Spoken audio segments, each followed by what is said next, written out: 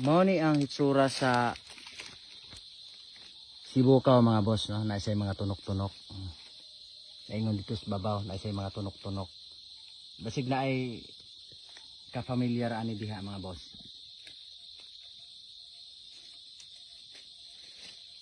Tambal sa mga nanay o mga asawa din ha nga bulughaton. I-chop-chop lang ni siya isulod sa basiyo nga tanduay, tiblan o kulafo. Pwede na.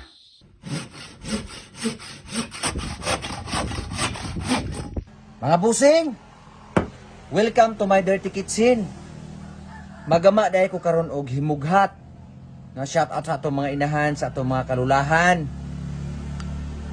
Nakaila mo ani mga busing? Kini nga kahoy ginatawag nila sa mo nga sibukaw. Ang iyang dahon ani murag ipil-ipil.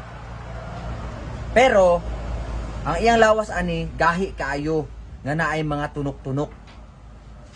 Na ilan ni diri sa samua nga himughat, tambal sa mga nabinat, gamot po sa mga nanay natin, sa mga lula o tayong mga lalaki, pwede rin po tayo mabinat mga busing. Sasama yung pakiramdam natin sa mga sobrang trabaho, pwede po ito sa atin mga busing.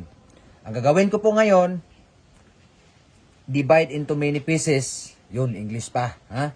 Then ipapasok po natin sa isang bote. Tapos, lagyan po natin ng alak, which is, ito mga bossing. No? Itong alak na to ay, dito po natin imimix. Ito po yung una namin. Kunti na lang po natira. Actually mga bossing, sasabihin ko po sa inyo na itong nasa loob, 28 pieces ito. Iba't ibang klase ng kahoy. Pero ngayon, alone lang muna, ito pwede na to. No?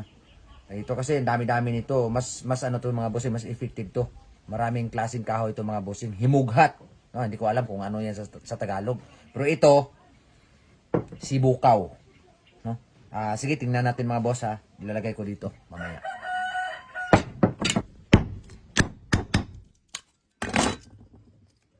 Kuhain na video. Sige, pwede na.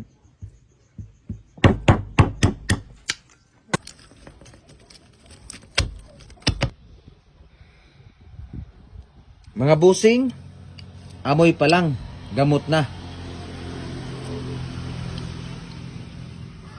Salamat kayo sa akong buotan nga igtag sa diya sa Malabugas, GPL Store, ang akong ginadalaganan utang og feeds.